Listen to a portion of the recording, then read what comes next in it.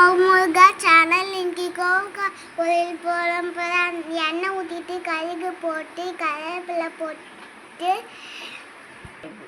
உளுந்த பருப்பு கடலைப்பருப்பு இப்போ வெங்காயம் போட போகிறோம்.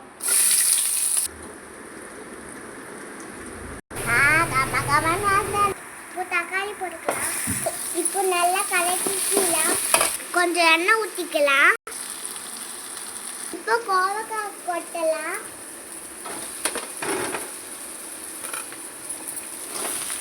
இந்த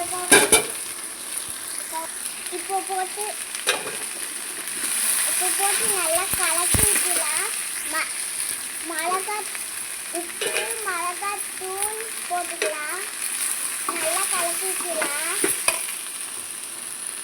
இப்போ நல்லா வதங்கிச்சு. தண்ணி ஊற்றிக்கலாம். இப்போ நல்லா கலக்கிட்டு தட்டு போட்டு மூடிடலாம். இப்போ நல்லா குக்கரில் போட்டு வெந்துருச்சு. தட்டி எடுத்துக்கலாம். இப்போ நல்லா கலக்கி ரெடி ஆயிடுச்சு. சாப்பிடலாம். பூவா போட்டு சாதத்துக்கு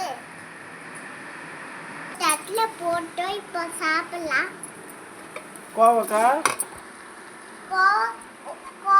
பொரியல் ஓரமாக வச்சு சாப்பிடலாம்.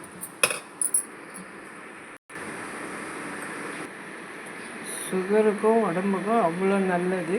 தேங்க்யூ வாட்சிங் ஃபார் முருகா சேனல்.